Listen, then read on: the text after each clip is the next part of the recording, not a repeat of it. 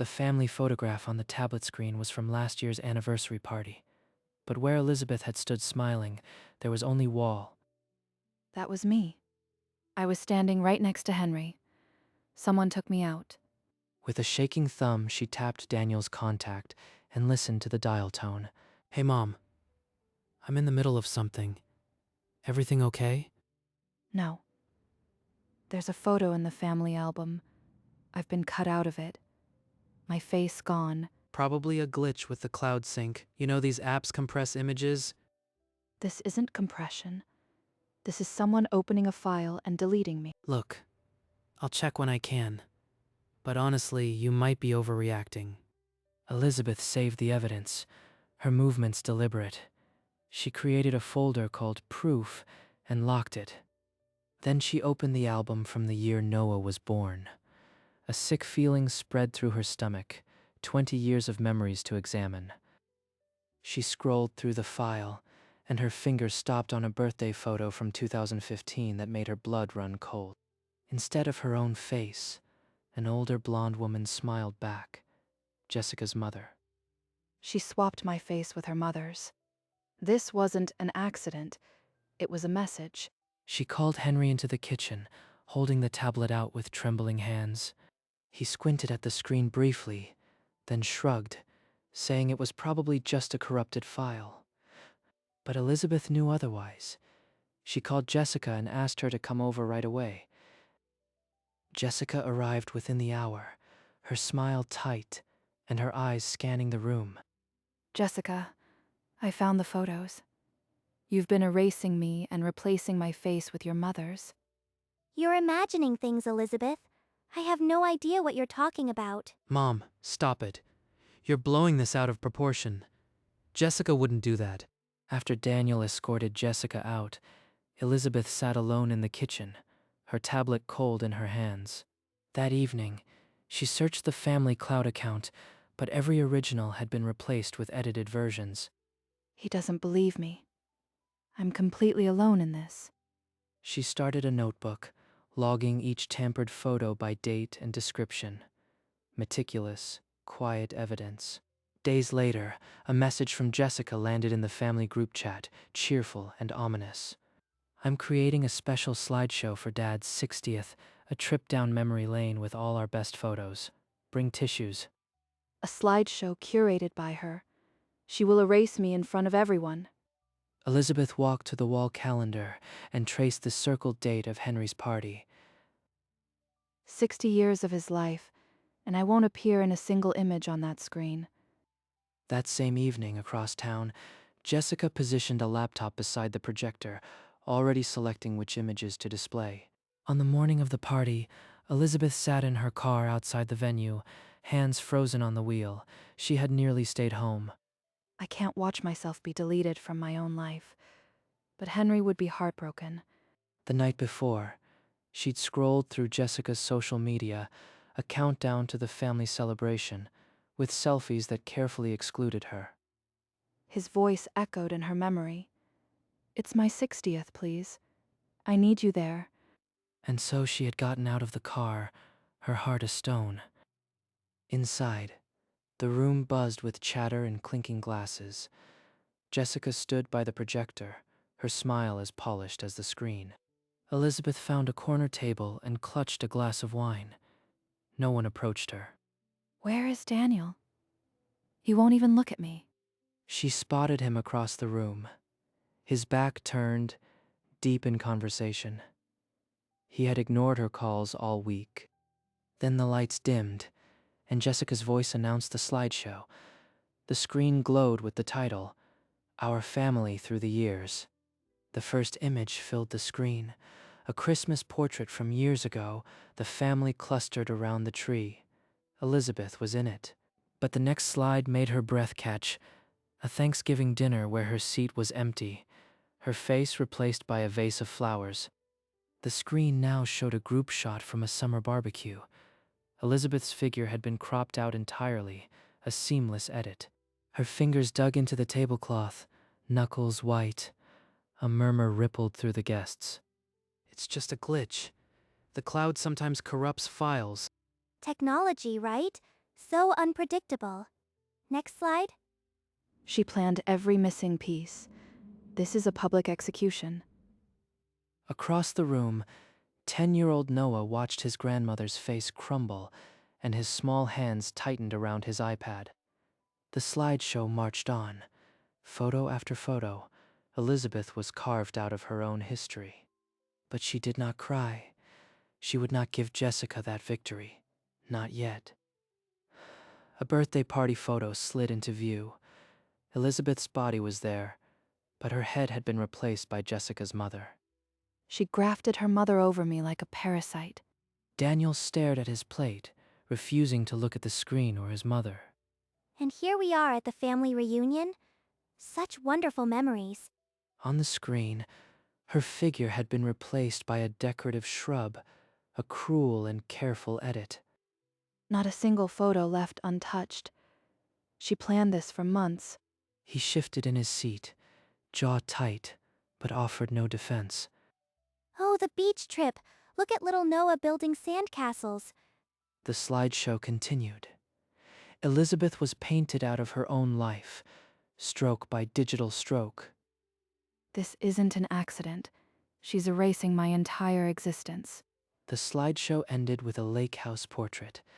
Elizabeth's figure had been painted out, replaced by seamless water and sky. I was there in a yellow sundress.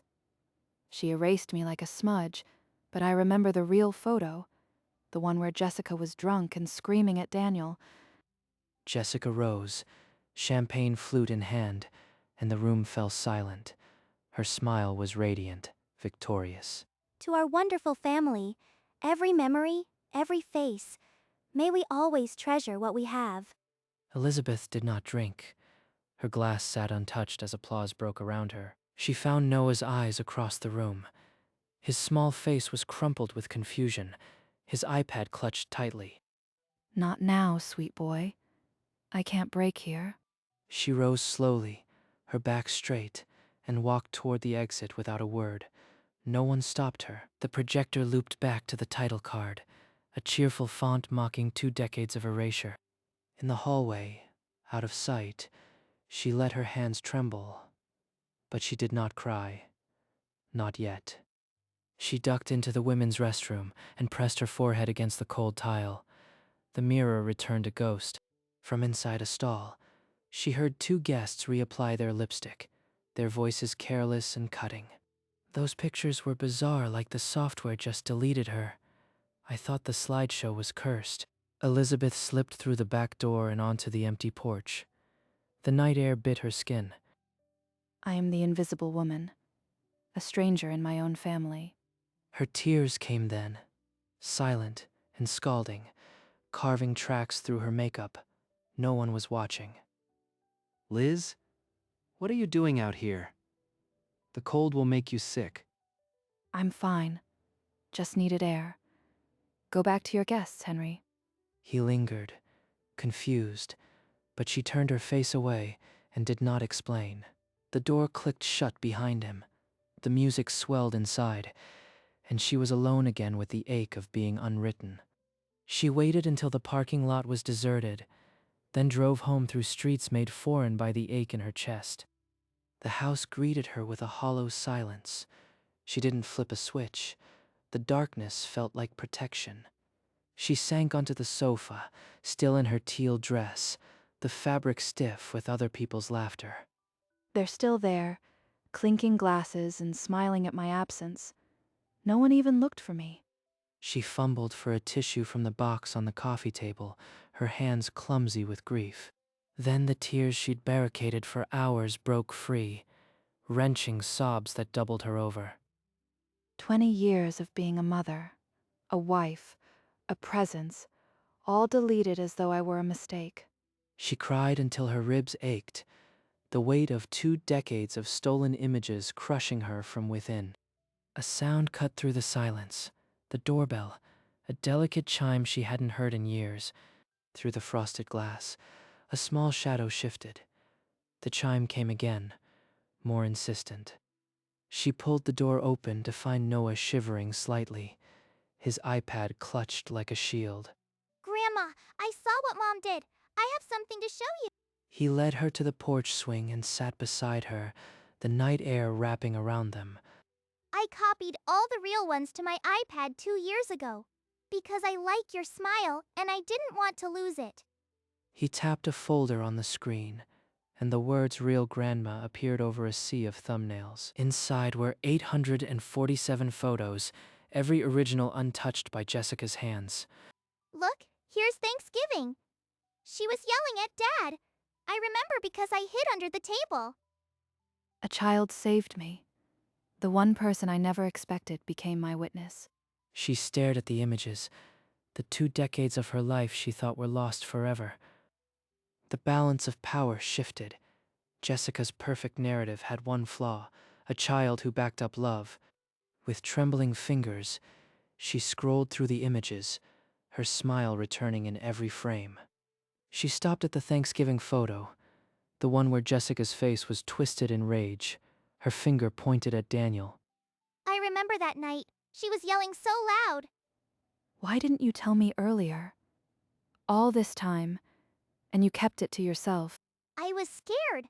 Mom said she was fixing things, but I didn't want your smile to disappear. She pulled him close, the weight of his secret finally shared. He carried this burden for 2 years, afraid of his own mother. I hid the folder in my art project so she wouldn't find it. She held him tight, the iPad's glow illuminating a new determination. An idea began to form, quiet and deliberate, a way to return the truth to her family, one photo at a time. At 2 in the morning, Elizabeth sat at her desk, the guest room door closed and Noah finally asleep. I could upload every photo tonight. Let the world see what she did. But then she saw Daniel's bowed head and Noah's frightened eyes. I won't become a wildfire that burns my son's life. I'll be the quiet truth they can't ignore. She opened a blank document on her laptop and let the words come, measured and calm. Dear family, enclosed are the original photographs from the last 2 decades. I thought you might like the genuine memories. Not one word about Jessica. No anger. Just an invitation to see with her own eyes. She saved the file under for the record and sat back, the weight of the decision settling.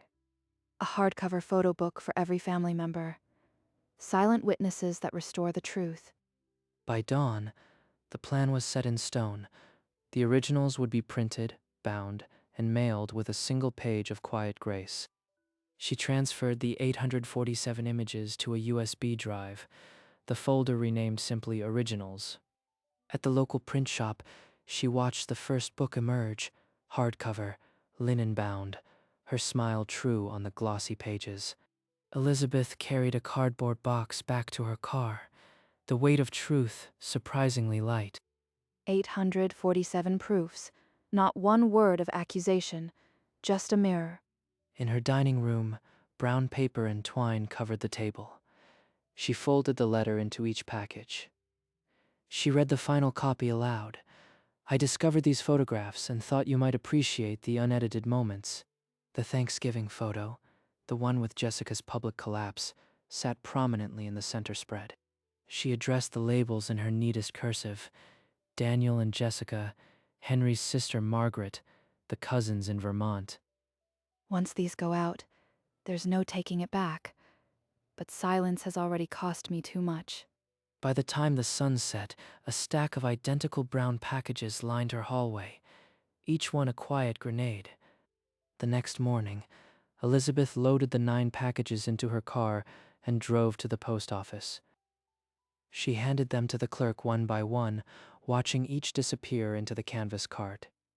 At home, she sat by the window with a cup of tea, the house empty of every sound except the clock. By Wednesday, every mailbox will contain the truth. Let them see what she did. On Wednesday, in a farmhouse in Vermont, a woman in her 60s unwrapped a package and opened the book. She turned the pages slowly, then stopped at the Thanksgiving photo. Her face went pale. The telephone rang in Elizabeth's kitchen, loud and jarring. She picked up the receiver, and her cousin Margaret's voice came through, thick with confusion. The slideshow wasn't the whole story, Margaret.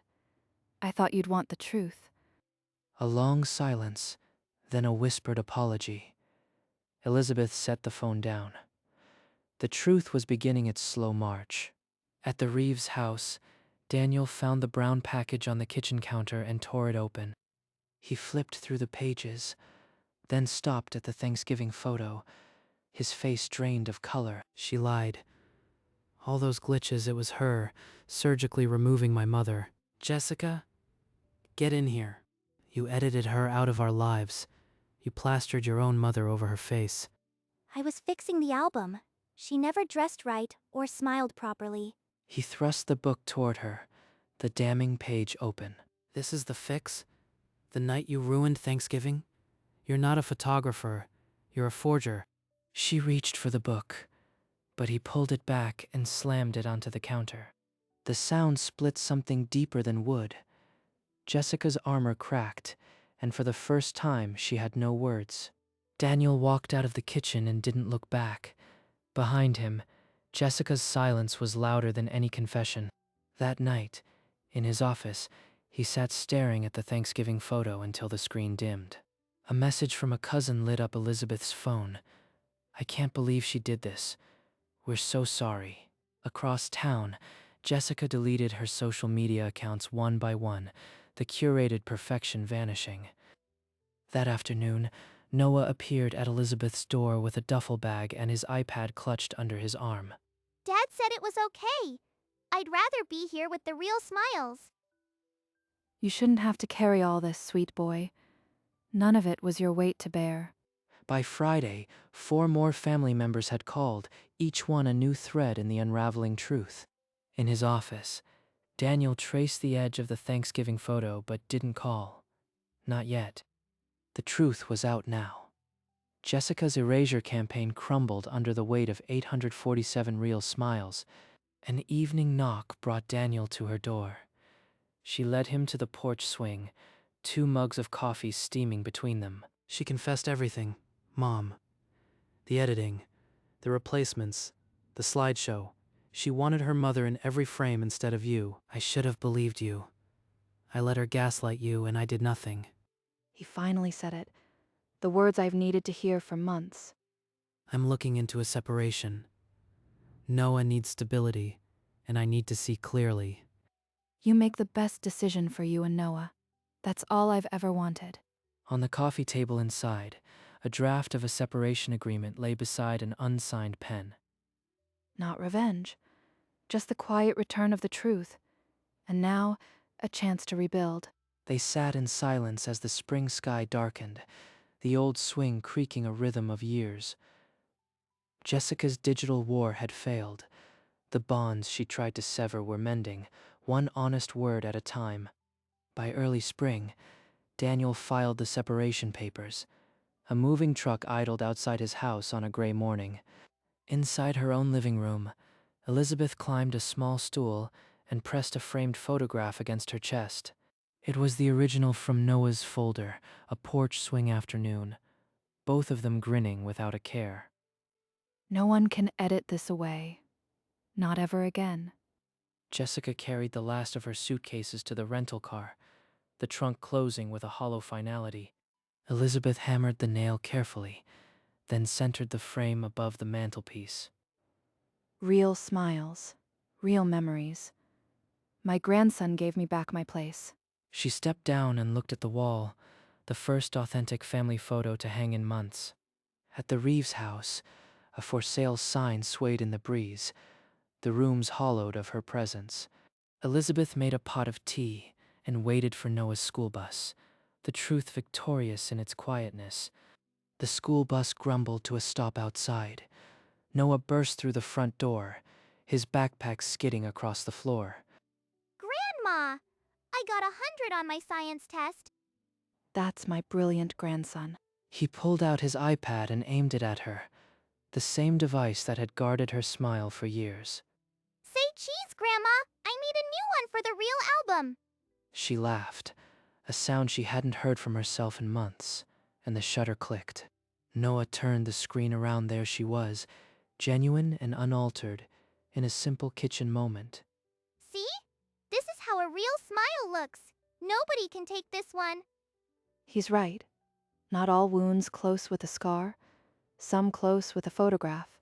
She pulled him into a hug, the iPad pressed between them, a new picture already joining the collection of true moments. The back door opened a moment later, and Henry stepped inside with a newspaper tucked under his arm. I heard laughter. It's been too long since this kitchen echoed with that sound. He came close and put his arm around Elizabeth, his eyes finding the iPad Noah held up. Look, Grandpa, I took a new one. Grandma is in the real album now. Henry bent down to study the screen, and his face softened into a smile that erased months of confusion. She belongs there. Always has. Elizabeth leaned into Henry's shoulder, the weight she'd carried for so long finally lifting. He finally sees me. They both do. The three of them stayed like that in the golden kitchen light, bound by a truth that no pixel could erase. And for the first time in years, the house felt altogether full. A few days later, Elizabeth paused by the mantelpiece and noticed a folded piece of paper propped beside the frame. She unfolded it to find 4 words in Noah's careful, blocky handwriting. Real family. Real smiles. He left me a note. After everything, his first instinct was to remind me of the truth. A single tear traced her cheek, but it was not born of grief. Noah, you gave me back my place without even knowing the weight of the gift. She folded the note again and propped it beside the framed photograph, the 2 treasures side by side. Outside the window, the neighborhood settled into a quiet summer evening. No editing required. Real family. Real smiles. He wrote a new caption for all of us. The room was quiet, but it no longer felt empty. It held proof that the truest things survive. The camera began a slow retreat from the mantelpiece, the note and photograph growing smaller but no less clear. Across the room, Elizabeth lay on the sofa, a cashmere throw pulled loosely over her legs. Her eyes were closed, but the corners of her mouth lifted in a small, untroubled smile. Golden hour light spilled through the windows, painting the walls in honey and amber. The house breathed around her, no longer a gallery of erasures but a living archive of real moments. On the side table, a cup of tea had gone cold, forgotten in the peace of the afternoon. Outside, the faint sound of a neighbor's lawnmower hummed, impossibly ordinary and sweet. She did not wake. She rested in the certainty that her place was no longer something anyone could edit away. The frame pulled wider still, catching the mantel and the sofa in one quiet composition. Then the light softened, and the image faded gently into a warm, enduring glow.